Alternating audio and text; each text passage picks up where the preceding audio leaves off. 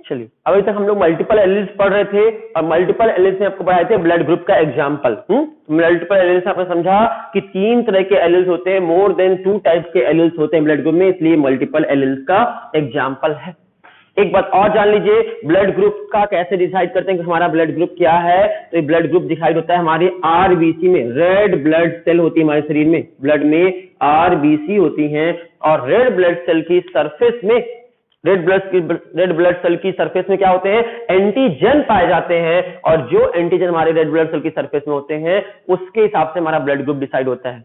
अगर इसकी सरफेस में ए एंटीजन है, अगर सपोज देख लेते हैं हमारी इसकी सरफेस में, आरबीसी की सरफेस में ए एंटीजन दिखाई दे रहे हैं, हमारा ब्लड ग्रुप क्या होगा, ए होगा। अगर हमारे ब्लड ग्रुप के सरफेस में ए और बी दोनों दिखाई दे रहे हैं तो हमारे ब्लड ग्रुप का क्या कॉम्बिनेशन होगा, हमारा ब्लड ग्रुप क्या होगा, ए बी ब्लड ग्रुप होगा। अगर हमारे ब्लड ग्रुप के आरबीसी की सरफेस में, हमारे आरबीसी की सरफेस में सिर्फ बी एंटीजन दिखाई दे रहे हैं तो क्या होगा, हमारा ब्लड ग्रुप बी होगा। मतलब ए ब्लड ग्रुप में ए एंटीजन होता है, बी ब्लड ग्रुप में बी एंटीजन होता है, ए बी ब्लड ग्रुप में दोनों एंटीजन पाए जाते हैं। और अगर हमारे ब्लड ग्रुप के सरफेस में, आरबीसी की सरफेस में कोई एंटीजन दिखाई नहीं दे, नो एंटीजन दिखाई दे, तो इस ब्लड ग्रुप को क्या बोलेंगे, ओ ब्लड ग्रुप कहेंगे। तो याद रखिएगा, जिसका ब्लड ग्रुप ए है उसके शरीर में ए एंटीजन है, जिसका ब्लड ग्रुप बी है उसके शरीर में बी एंटीजन है, जिसका ब्लड ग्रुप ओ है उसके शरीर में नो एंटीजन है, और जिसका ए बी है उसके शरीर में ए और बी दोनों एंटीजन है। इसका उल्टा चलता है एंटीबॉडी। तो आपसे कोई पूछे आपके शरीर में कौन, मेरा ब्लड ग्रुप ए है तो मेरे शरीर में एंटीबॉडी क्या होगी, बी होगी। मेरा ब्लड ग्रुप बी है तो मेरे शरीर में एंटीबॉडी कौन सी होगी, ए होगी। एंटीजन का अपोजिट होता है एंटीबॉडी। मेरे शरीर में ए और बी दोनों ब्लड ग्रुप है, मेरा ए बी ब्लड ग्रुप है, तो बताइए मेरे शरीर में एंटीबॉडी क्या बनेगी, कुछ नहीं बनेगी, नन। और अगर मेरे शरीर का ब्लड ग्रुप ओ है तो मेरे शरीर में उसके लिए कौन सा एंटीबॉडी बनेगा, ए एंड बी दोनों बनेगा। तो एंटीजन और एंटीबॉडी दो अलग अलग हो गए।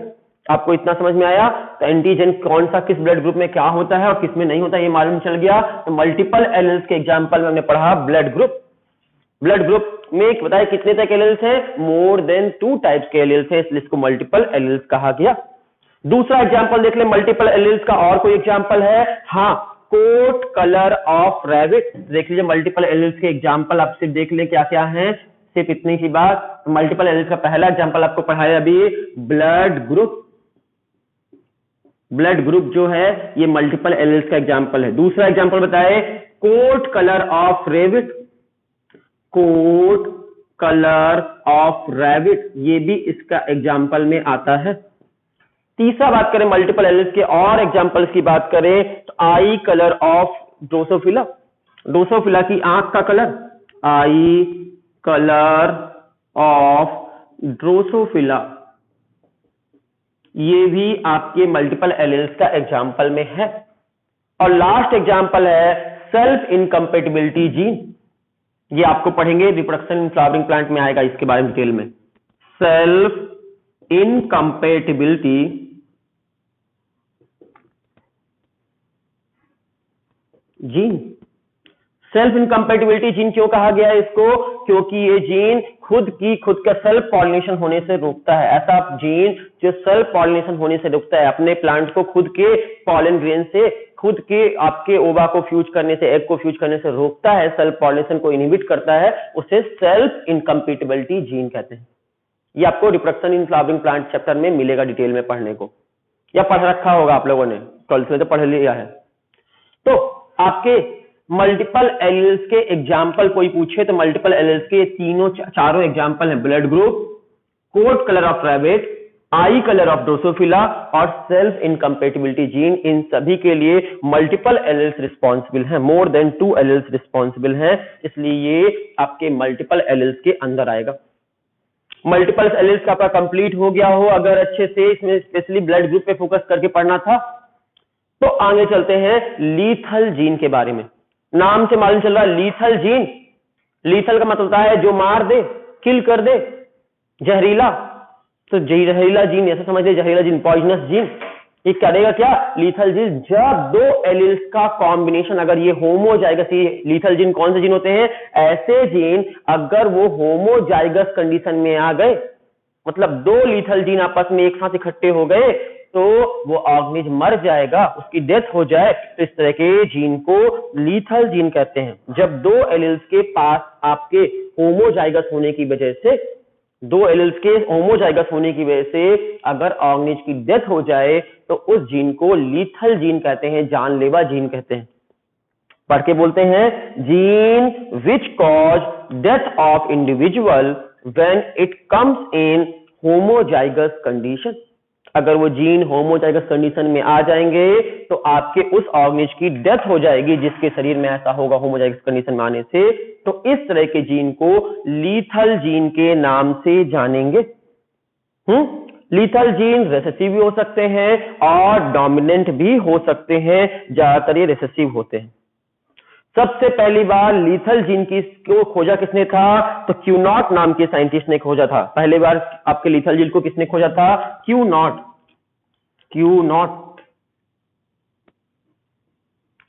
नाम के साइंटिस्ट ने खोजा था पहली बार। तो इस साइंटिस्ट का नाम था क्यूनॉट, जिन्होंने पहली बार लीथल जीन को डिस्कवर्ड किया था। किसमें देखा था, कोट कलर ऑफ माइस, माइस के कोट के कलर में देखा था। कहां देखा था इन्होंने, कोट कलर ऑफ माइस, माइस का कोट कलर देखा था और उसमें उनको लीथल जीन दिखाई दिया था। ठीक है, माइस का बॉडी देखें, कोट कलर देखें, तो माइस के कलर में दो तरह की बॉडी होती है, या तो माइस येलो कलर का बॉडी होगा और या फिर ब्राउन कलर का होगा। चूहा माइस देखा है ना आपने, तो माइस को देखेंगे तो माइस की बॉडी दो तरह की हो सकती है, या तो येलो कलर की या फिर ब्राउन कलर की। उसमें जो येलो कलर वाला जीन है वही लीथल है। इसको समझे, इसको मिटा दें यहां पर। तो हम बात कर रहे हैं लीथल जीन की, और लीथल जीन में बात कर रहे हैं कोट कलर ऑफ माइस, माइस के कोट का कलर का डिस्कशन कर रहे हैं। तो बोलेंगे कि माइस का कोट का कलर में दो कॉम्बिनेशन है, एक है येलो बॉडी कलर और दूसरा है ब्राउन बॉडी कलर। उसमें से येलो बॉडी कलर का जीन जो है वही लीथल जीन है। तो येलो बॉडी कलर के जीन को दिखाते हैं वाई से, कैपिटल वाई से। ये कैसा जीन है, लीथल जीन है। जब भी ये दो जीन एक साथ इकट्ठे हो जाएंगे वो ऑर्गेनिज्म मर जाएगा। मतलब वो चूहा जिसमें दो वाई होंगे, येलो कलर का जीन कैरेक्टर वाला, तो वो चूहा मर जाएगा, जिंदा नहीं बचेगा, वाइस जिंदा नहीं बचेगा। कैपिटल बाई अगर दो कॉम्बिनेशन में एक साथ एलिल्स इकट्ठे हो जाए तो ऑर्गेनिज्म किल हो जाता है, वो डेथ कर जाता है, इसलिए लीथल जीन है। अब क्रॉस करके देख लेते हैं, ये कॉम्बिनेशन कभी भी जिंदा रहेगा नहीं होगा, तो ये कॉम्बिनेशन तब को मिलने नहीं वाला है। ठीक है, और ब्राउन कलर की बॉडी कैसे इंडिकेट करेंगे, स्मॉल बाई से इंडिकेट कर देते हैं। स्मॉल बाई किसके लिए है, आपके ब्राउन कलर दिख सकते हैं कि नहीं दिख सकते, हाँ ब्राउन कलर दिख सकते हैं। तो ब्राउन कलर के चूहे दिखते हैं, ब्राउन कलर। अगर हमको रेड कलर, आपको येलो कलर के दिख रहे हैं, इसका मतलब कि येलो कलर के चूहे कब जिंदा रहेंगे, जब ये कॉम्बिनेशन हेट्रोजाइगस कंडीशन हो। होमोजाइगस कंडीशन में दो वाई तो मर जाते हैं, लेकिन हेट्रोजाइगस कंडीशन में अगर एक कैपिटल वाई और एक स्मॉल वाई है तो ये चूहा आपका येलो कलर का दिखाई देगा। ये वाला चूहा जिंदा रह सकता है, ये येलो चूहा जिंदा रह सकता है। क्यों, ये येलो माइस क्यों जिंदा रह सकता है, क्योंकि इसमें दो लीथल जीन इकट्ठे नहीं हुए, अकेला काम नहीं करता। सेमी कंडीशन है, सेमी लीथल हो गया। ये सेमी लीथल में मारने के चांस बहुत कम है, लेकिन अगर दो कैपिटल वाई इकट्ठे हो जाएंगे तो ऑर्गेनिज्म का मरना कंफर्म है। तो सेमी लीथल कंडीशन हो गई। तो ऐसा कंडीशन देखने मिल सकता है कि नहीं मिल सकता, हाँ मिल सकता है। तो आपका एग्जाम्पल देखते हैं, आपका जल्दी से देखते हैं, येलो कलर का माइस का एग्जाम्पल लेते हैं। ब्राउन और येलो दो तरह के होते हैं, तो आप देख सकते हैं येलो माइस है और ये भी येलो माइस है। क्योंकि प्योर येलो नहीं बना सकते हम, कैपिटल वाई मर जाते हैं। अगर इनका क्रॉस कराया जाएगा तो कितने तरह के कॉम्बिनेशन पैदा होंगे, इनका क्रॉस कराया जाएगा तो 3:1 का, वही 1:2:1 का रेशियो पैदा होगा। कैसा, पहला कैपिटल वाई कॉम्बिनेशन हो सकता है, दूसरा combination capital Y small Y हो सकता है, तीसरा combination capital Y small Y हो सकता है, और चौथा कॉम्बिनेशन स्मॉल वाई हो सकता है। ये चार कॉम्बिनेशन देखने को मिल सकते हैं। ये दोनों सेम है इसलिए 3 ही बोलेंगे, ये दोनों सेम है। रेशियो क्या आया 1:2:1 का रेशियो आया, ये जीनोटाइप रेशियो है। लेकिन ये चूहा जिंदा बच सकता है, कैपिटल वाई लीथल जीन इकट्ठे हो गए हैं, नहीं बचेगा, ये कॉम्बिनेशन तो है ही नहीं, एम्ब्रियोनिक स्टेज में ही मर जाएगा ये चूहा, और एम्ब्रियोनल स्टेज में ही मर जाएगा, इसलिए इसका रेशियो क्या बोलेंगे, सिर्फ बोलेंगे 2:1 का रेशियो। तो आपसे कोई पूछे लीथल जीन में क्या रेशियो मिलता है, 1:2:1 या 2:1, क्या सही होगा, आंसर होगा 2:1, मॉडिफाइड रेशियो है ये, यही रेशियो मानते हैं हम। तो लीथल जीन का रेशियो क्या है 2:1। क्यों, क्योंकि एम्ब्रियोनल स्टेज में डेथ कर जाएगा कैपिटल वाई, इसलिए इसका रेशियो क्या होगा। आपसे कोई पूछे कि लीथल जीन में F2 जनरेशन में क्या रेशियो देखने मिलेगा, तो F2 जनरेशन में रेशियो मिलेगा आपको 2:1। ये वाले चूहे दिखेंगे और ये वाले चूहे दिखेंगे, ये चूहे किस रंग के होंगे, येलो कलर के होंगे, और ये चूहे किस रंग के होंगे, ये चूहे होंगे आपके ब्राउन कलर के। जीनोटाइप रेशियो और फिनोटाइप रेशियो सेम होगा, 2 चूहे येलो और 1 चूहा ब्राउन होगा, देख सकते हैं। तो ये लीथल जीन समझ में आया, 2 कैपिटल वाई के इकट्ठा होने की वजह से चूहा मर जा रहा है, इसलिए 2 कैपिटल वाई क्या जीन हो गया, लीथल जीन कहलाएगा। लीथल जीन को प्लांट में भी खोजा जा चुका है, ये एनिमल्स में देख लिए हम एग्जांपल से, किससे, माइस के कोट कलर का एग्जांपल लेकर पढ़ा। सेम चीज आप एग्जांपल एक और एग्जांपल लेकर कर सकते हैं, प्लांट के एग्जांपल को लेकर भी कर सकते हैं लीथल जीन को। स्नैपड्रैगन प्लांट, जिसको एंटीराइनम भी बोलते हैं, अभी हमने पढ़ा चुके हैं एंटीराइनम। कहां पढ़े थे हम लोग एंटीराइनम प्लांट के बारे में, आपका इनकम्प्लीट डोमिनेंस में पढ़ा था हमने। वही plant Snapdragon dog flower plant, उसमें भी लीथल जीन पाया जाता है। उसकी पत्तियां 2 कलर की होती हैं, या तो गोल्डन कलर की होंगी या ग्रीन कलर की लीफ होंगी। उसकी लीफ 2 तरह की हो सकती है, गोल्डन कलर की कैपिटल जी, और या फिर ग्रीन कलर की स्मॉल जी।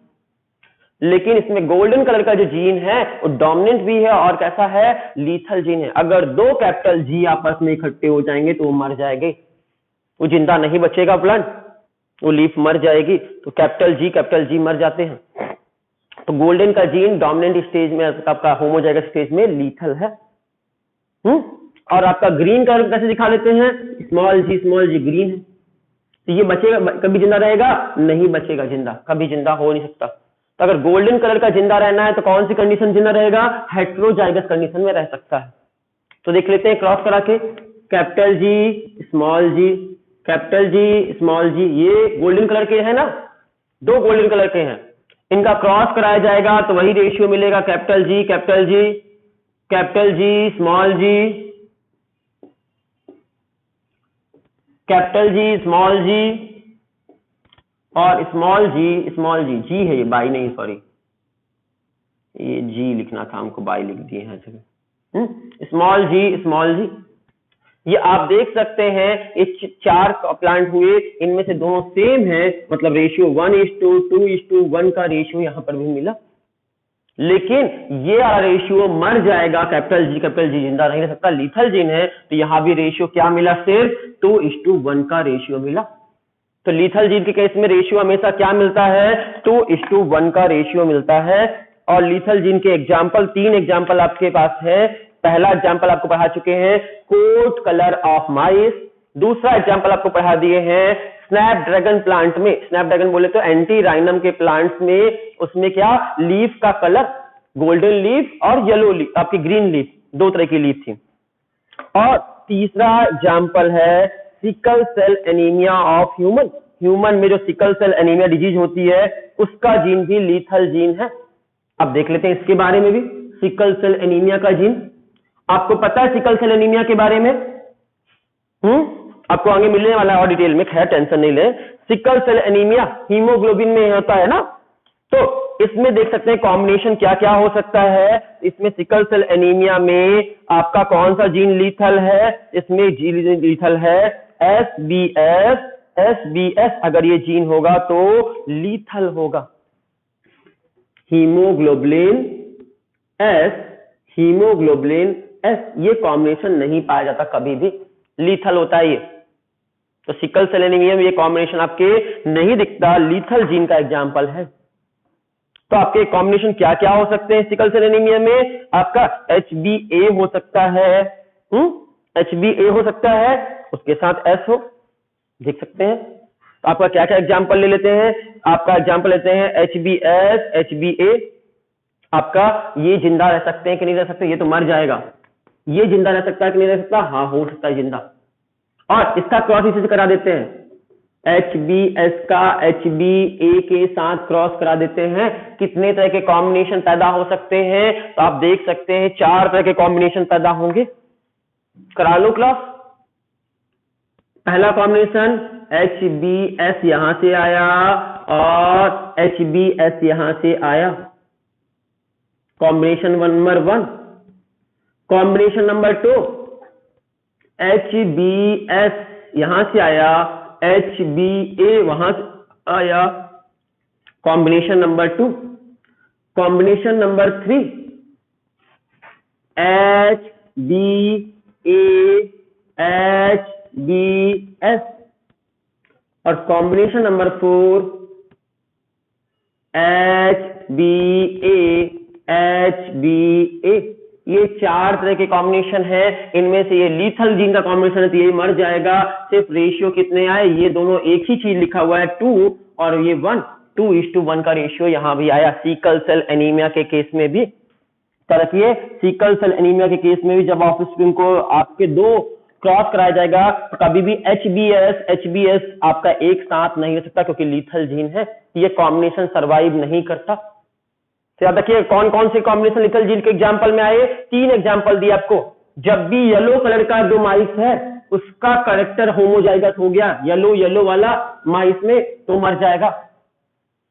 दूसरा एग्जांपल दिए स्नैपड्रैगन प्लांट में, ठीक है, एंटीराइनम के प्लांट में, एंटीराइनम मजूस के प्लांट में अगर गोल्डन लीफ का करेक्टर आपका होमोजाइगस हुआ तो वो लीथल जीन बन जाएगा और मर जाएगा। और तीसरा सीकल सेल एनीमिया में HbS और HbS 2 इकट्ठे हो जाएंगे तो भी वो किल हो जाएगा। ये तीनों लीथल जीन के एग्जाम्पल है। लीथल जीन जब भी होमोजाइगस कंडीशन में रहेंगे तो किल हो जाएंगे। इसलिए लीथल जीन में हमेशा कौन सा रेशियो मिलता है? 2:1 का रेशियो मिलता है F2 जनरेशन में। याद रहेगी इतनी सी बात। अब लास्ट जीन बचा जिसका पढ़ना है पैलियोट्रोपिक जीन। ये पैलियोट्रोपिक जीन क्या होता है? ये भी बहुत इंपॉर्टेंट जीन है। तो पैलियोट्रोपिक जीन के बारे में बात करते हैं। Gene which control more than 1 character is called pleiotropic gene. वो जीन जो एक से ज्यादा कैरेक्टर को कोड करता है उसे पैलियोट्रोपिक जीन कहते हैं। एक ही जीन कई सारे काम करे, एक ही आदमी बहुत सारे काम करे तो उसे पैलियोट्रोपिक जीन कहेंगे। तो when one gene control many characters, जब एक ही जीन कई सारे कैरेक्टर कोड करेगा तो उसको पैलियोट्रोपिक जीन कहेंगे। जैसे एग्जांपल के तौर पे आपका मटर के प्लांट का एग्जांपल ले लेते हैं, पी प्लांट का। पी प्लांट में आपका एक ही जीन है और वही जीन सीड के कलर को कोड करता है। सीड का कलर जो जीन से कंट्रोल होता है, पहला कैरेक्टर सीड कलर, उसी से फ्लावर का कलर भी कंट्रोल होता है आपका। सीड का कलर और फ्लावर का कलर एक ही जीन कंट्रोल कर रहा है, वही जीन वो काम कर रहा है, वही जीन वो काम कर रहा है। और साथ में एक और काम करता है, red spot in the axile of leaf. उसमें रेड स्पॉट जो लीफ में आते हैं, red spot in axile of leaf, ये तीनों का जीन एक ही जीन है। ये 3 काम करने के लिए सिर्फ एक ही जीन रिस्पॉन्सिबल है। जब एक जीन एक से अधिक कैरेक्टर को कोड करता है उस जीन को पैलियोट्रोपिक जीन कहते हैं। तो देख सकते हो एक ही जीन ये तीनों कैरेक्टर को कोड कर रहा है मटर के प्लांट में, पी के प्लांट में। तो ये पैलियोट्रोपिक जीन हुआ या नहीं हुआ? हाँ हुआ। तो पैलियोट्रोपिक जीन का सबसे अच्छा एग्जांपल पी प्लांट में, एक जीन से ही पी के प्लांट में सेम जीन से 1 gene control the seed colour. Seed का कलर कैसा होगा यही डिसाइड करेगा, सीड कलर ग्रीन होगा या येलो होगा। फ्लावर कलर व्हाइट होगा या व्हाइट होगा यही डिसाइड करेगा। और आपका रेड स्पॉट एक्जिल पे होंगे नहीं होंगे स्पॉट को डिसाइड करेगा। इन तीनों का जीन सेम जीन से कंट्रोल होता है, इसलिए इसे पैलियोट्रोपिक जीन कहते हैं। पैलियोट्रोपिक जीन का और भी एग्जांपल है, जैसे ड्रोसोफिला। ड्रोसोफिला में देखें कि विंग का साइज, देखो कौन कौन सा कैरेक्टर। ड्रोसोफिला के अगर एग्जांपल लेकर बात करें, ड्रोसोफिला में बात करें हम तो विंग का कलर, पंख का कलर,